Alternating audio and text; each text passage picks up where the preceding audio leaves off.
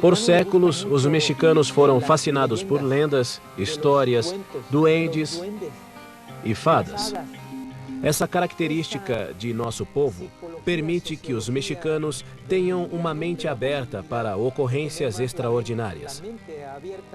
Quando você se abre para outras possibilidades, é muito mais fácil aceitar a existência do fenômeno dos OVNIs. Entretanto, céticos alegam que o crescente número de relatos de aparições registradas no México são um fenômeno social. Essas visões sempre acontecem em ondas, que estão geralmente ligadas à publicidade. Quando o jornal e a TV mostram histórias sobre aparições de OVNIs, as pessoas ficam mais suscetíveis, prestam mais atenção às coisas que elas veem. Desde as primeiras aparições de OVNIs, as testemunhas têm sido alvo de escárnio e acusadas de não saberem diferenciar um avião de um balão meteorológico. Mas o que acontece quando a testemunha não se encaixa nessa categoria? E se essa pessoa tiver uma sólida reputação e uma carreira? E se a testemunha não apenas conhece um avião, como também pilota um? O capitão Raimundo Cervantes voa há 40 anos. Com 17 mil horas de voo, ele já viu de tudo, ou pelo menos era isso que ele achava. 28 de julho de 1994, o capitão Cervantes pilotava o voo 129 da Aeroméxico de Guadalajara para a Cidade do México. Era um percurso conhecido e tudo parecia em ordem, incluindo o tempo. Estava totalmente claro. Não havia uma nuvem no céu. Estava totalmente claro. Enquanto o voo se aproxima do aeroporto da Cidade do México, Cervantes preparou o avião para a aterrissagem. A 1.200 metros de altitude, ele recebeu autorização da torre de controle e preparou-se para baixar o trem de pouso. Ordenei que o trem de pouso dianteiro fosse baixado. Nessa hora, sentimos um impacto no avião muito forte. O avião chacoalhou. Para Cervantes, parecia óbvio que haviam colidido com algo no ar. Mas não havia tempo para investigações. O piloto iniciou a aterrissagem do avião.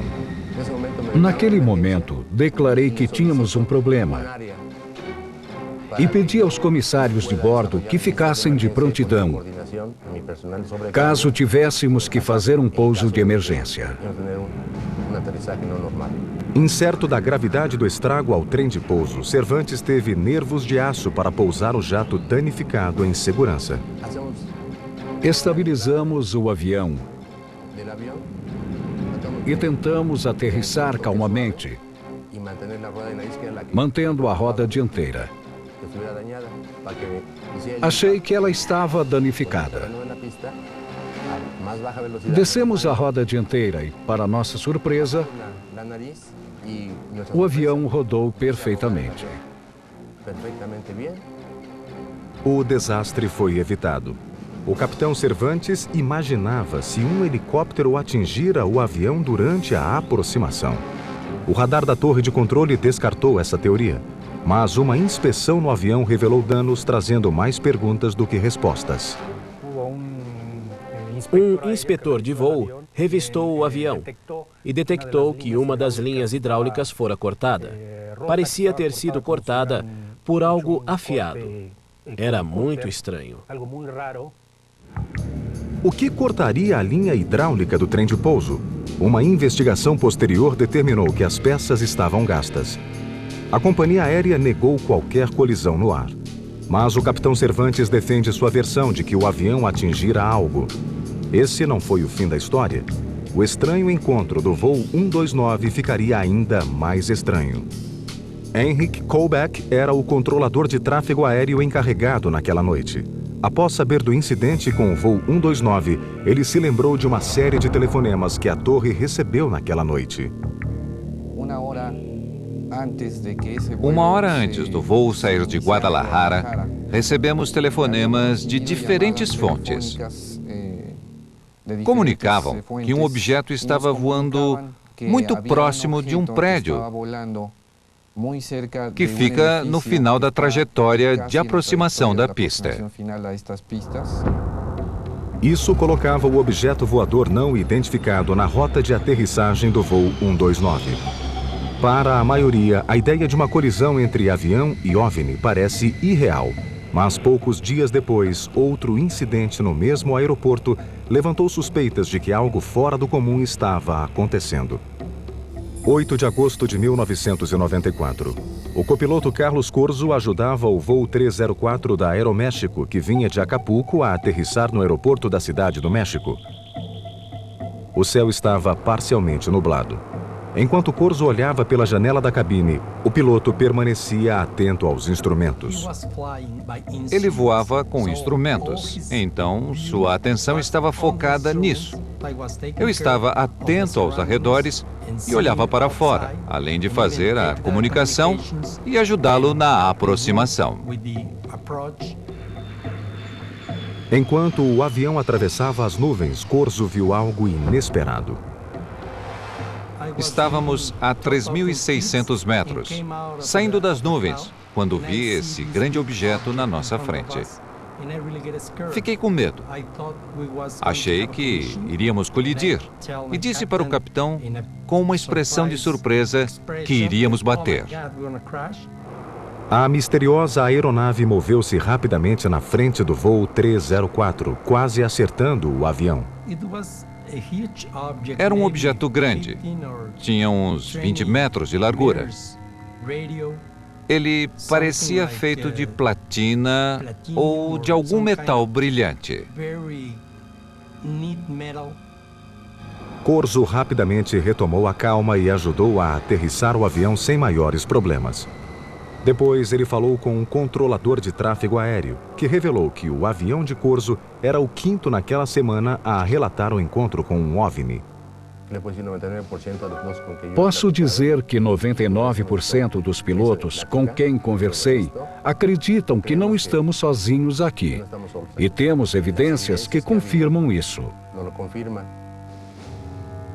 Levamos isso a sério, pois é uma ameaça ao nosso espaço aéreo. Definitivamente havia perigo potencial. Não sabíamos o que produzira o fenômeno e por que ele se manifestou. Quase uma década depois, outro incidente nos céus mexicanos chocaria o mundo. Mas, diferentemente de outros encontros, esse seria aceito por todos, inclusive pelo governo mexicano.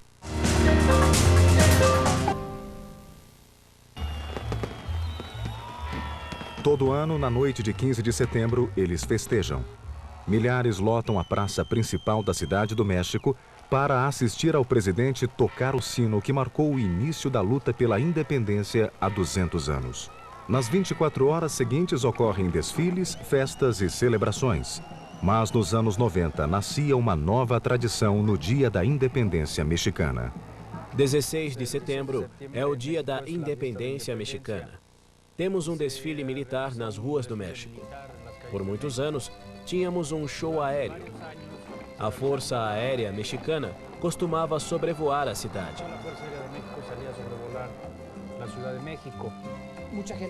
Muitas pessoas filmavam esse evento quando os aviões faziam manobras sobre as casas.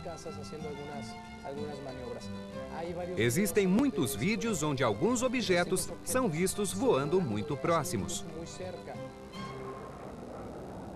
16 de setembro de 1991. Durante um voo, um cinegrafista amador captou um misterioso objeto luminoso redondo.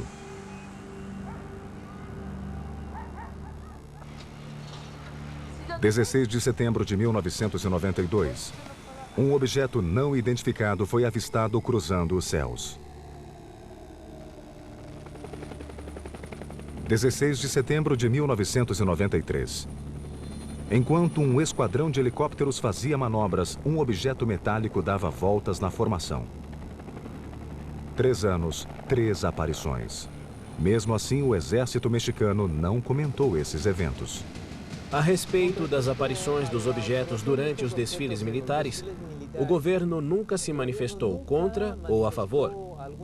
O governo sempre se manteve indiferente. O governo aqui em México sempre se ha mantenido a um lado.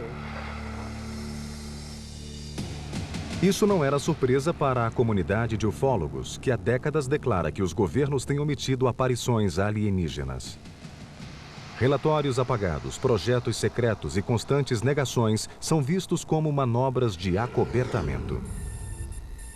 5 de março de 2004.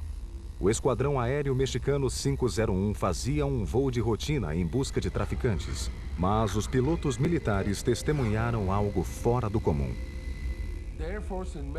A Força Aérea Mexicana patrulha a fronteira ao sul para interditar aviões com narcóticos vindos da América do Sul. Fazem isso diariamente com diferentes aviões. Mas aquele dia foi diferente. Durante uma tarde de vigilância, a equipe captou algo no radar. Imaginavam que fosse um avião com drogas e o perseguiram. Acompanhando pelo radar, o objeto parecia mudar de velocidade erraticamente, alcançando até 600 km por hora. Durante a perseguição, a tripulação ligou o sistema de detecção infravermelho. É como uma câmera montada na aeronave.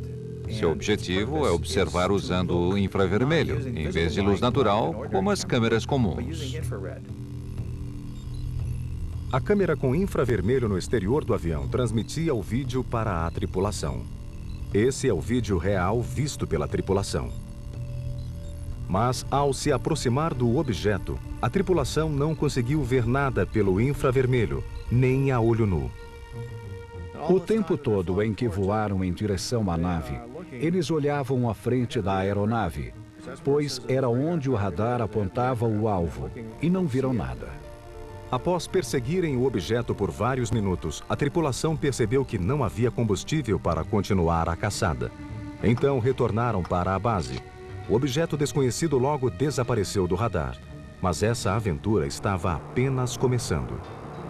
O operador ainda usava o infravermelho e começou a captar luzes brilhantes que pareciam estar na altura das nuvens.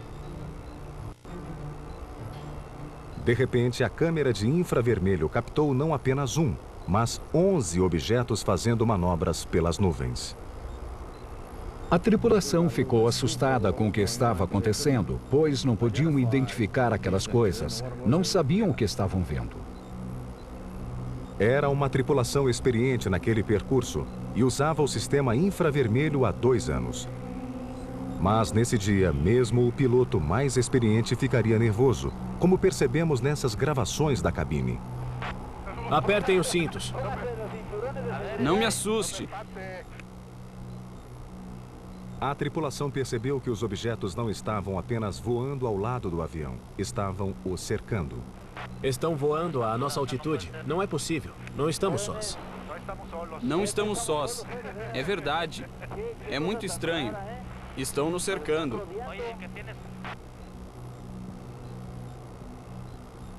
Então, de repente, as bolas de luz desapareceram. A tripulação retornou à base transtornada. Nas semanas seguintes, o exército mexicano conduziu uma investigação sobre o incidente.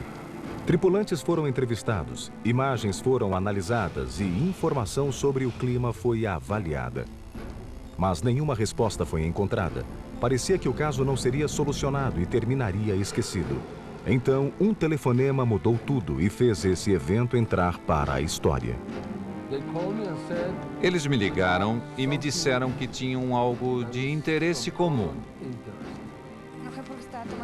O repórter mexicano Jaime Maussan é um especialista em investigar casos envolvendo OVNIs. O governo mexicano foi atraído pelo impressionante currículo de Maussan e pediu ajuda na investigação. Em uma manobra sem precedentes, o secretário de Defesa do México entregou o vídeo secreto para Maussan. Entregou-me o vídeo e disse: por favor, seja honesto com o exército. Seja honesto com os pilotos. Faça a investigação. Tem autorização oficial para fazer a investigação e apresentá-la na mídia. Maussan teve acesso total aos relatórios de voo, relatórios do tempo e, mais importante, aos membros da tripulação. Entrevistei esses pilotos dentro da Secretaria da Defesa. Isso foi inédito na história do México. Eles me disseram o que viram, foram muito honestos e sinceros. Não tivemos a oportunidade de identificá-los visualmente. Não. Nunca vi objetos como aqueles. Nunca vimos algo igual. Nunca aconteceu algo parecido conosco. Então, sim, ficamos assustados. Em 11 de maio, Masson fez uma coletiva de imprensa para apresentar a fita ao mundo. Não demorou muito para que céticos denunciassem a teoria dos OVNIs. A explicação chegou rápida e furiosa. Era uma bola de luz. Uma frota de aeronaves secretas voando. Alguns céticos e investigadores de OVNIs sugeriram que o equipamento não estava funcionando.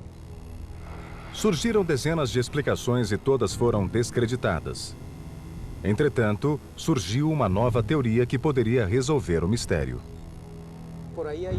Existe uma teoria que diz que o que os oficiais filmaram foram as chamas dos poços de petróleo que estavam a 120 quilômetros do local.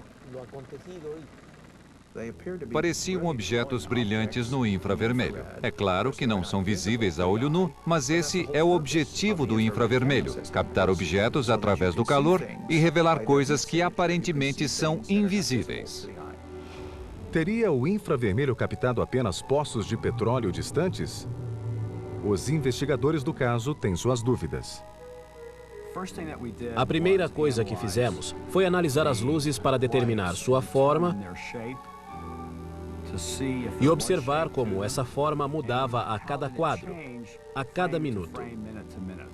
Se as luzes fossem poços de petróleo, como os céticos reivindicavam, deveriam tremular como uma chama. Ao usarem computadores para revelar a natureza da luz, algo diferente foi descoberto. Após alguns minutos, o brilho muda nas extremidades, mas há um objeto no centro que permanece fixo. É uma bola, uma esfera. E não é possível que seja uma chama, porque se fosse uma chama, ela ondularia, não apenas nas extremidades, mas em sua totalidade. Outra evidência contra a teoria dos poços de petróleo era o fato de, apesar dos voos naquela área ocorrerem durante o dia, ninguém nunca reportara esse tipo de encontro. A única forma de provar isso era fazer o mesmo procedimento, usando a câmera com um infravermelho, voando pela mesma rota, provavelmente com o mesmo avião. Até que isso aconteça, o encontro da Força Aérea Mexicana com OVNIs permanece um mistério. Mas, para investigadores, isso não tira a importância desse caso histórico. Pela primeira vez, um governo buscou ajuda da comunidade ufóloga. Investigadores mexicanos de OVNIs acreditam que esse incidente sinaliza uma nova era de sinceridade dos governos.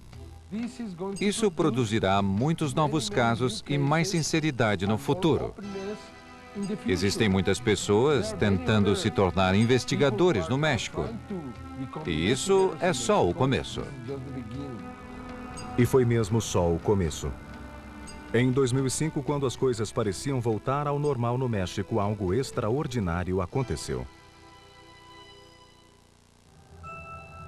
Desde 1991, testemunhas mexicanas filmaram centenas de horas de fita contendo supostos objetos voadores não identificados. Apesar do número de gravações ser impressionante, é a qualidade das fitas que importa. Dos milhares de vídeos que temos, a maioria mostra balões, aviões, estrelas, erros. Provavelmente apenas 10 ou 15% deles são bons. São esses 10% que fizeram a mídia dar atenção aos ufólogos. Entre os fenômenos de OVNIs mais interessantes filmados estão as frotas. Um grupo de mais de 3 objetos é chamado de frota. Eles viajam na horizontal ou na vertical, em formatos estranhos como bumerangues, esferas ou discos. 10 de junho de 2004. Em Guadalajara, no México, um fotógrafo amador captou objetos desconhecidos nos céus. 21 de junho de 2004. A 480 quilômetros em Cuernavaca, no México, outra frota foi filmada. 30 de março de 2005. 960 quilômetros ao norte, em Torreón, mais objetos foram vistos nos céus. 11 de abril de 2005. 800 quilômetros ao sul, na cidade do México, os céus da capital foram invadidos por misteriosas aeronaves. Acredito que seja uma maneira de se comunicarem conosco. Acredito que estão tentando dizer algo, como o que aconteceu na Inglaterra com os desenhos nas plantações. Céticos afirmam que as frotas são apenas balões meteorológicos e pássaros. Mas ver é acreditar. Em junho de 2005, a aparição de uma frota fez as pessoas acreditarem. Uma das mais recentes aparições de OVNIs aqui no México aconteceu em Jalapa, em Veracruz. Foi muito interessante, pois as testemunhas eram muito confiáveis. 24 de junho de 2005. Uma cerimônia pública foi realizada para celebrar a entrega de novas viaturas do Departamento de Polícia local. Na ocasião, estavam presentes o governador Fidel Herrera Beltrán, oficiais do Departamento de Polícia e a mídia local. Momentos após o governador Beltrán terminar o discurso, pessoas começaram a gritar a palavra OVNI no meio da multidão. Na mesma hora, todos voltaram os olhos para os misteriosos objetos nos céus. Tínhamos como principal testemunha o governador de Jalapa. Os jornais publicaram a notícia no dia seguinte e ela se espalhou pelo México. Dias depois, um jornal local relatou que os supostos OVNIs eram, na verdade, balões lançados por crianças de uma escola. Mas essa explicação apenas levantou mais perguntas para os entusiastas de OVNIs. Se fossem apenas balões, por que teriam aparecido congelados em formação por mais de meia hora? Segundo as testemunhas, havia mais de 14 objetos em forma de esfera brilhando nos céus, formando um triângulo, parados por 30 minutos. Acho difícil acreditar que balões fiquem parados no mesmo local por meia hora. Essa foi uma aparição extraordinária, pois foi o governador, seus conselheiros e oficiais de polícia que testemunharam. Você diria ao governador que ele não viu algo estranho nos céus? Foram esses estranhos objetos nos céus que uniram especialistas em OVNIs e entusiastas. De todos os cantos do México, eles vieram discutir os fenômenos de OVNIs que assolaram o país. Para esses homens e mulheres, as aparições merecem atenção e respostas. Entre os incidentes examinados está a suposta colisão de 1974 entre um avião e um OVNI próximo a Coyame, no México. Há rumores de que algo aconteceu e que os militares americanos tinham interesse nos destroços. A informação que Gilberto tem é pouca, mas os dados que cercam esse caso nos levam a crer que isso tenha realmente acontecido. 3 décadas depois, Coyame ainda tem mais perguntas do que respostas. Mas será que existem pistas que podem conferir nova vida a essa busca? Qualquer jornalista investigativo ou profissional interessado vai ter trabalho para investigar isso. Ir até a cidade, rastrear todos os habitantes que moravam lá, encontrar os endereços e entrevistá-los.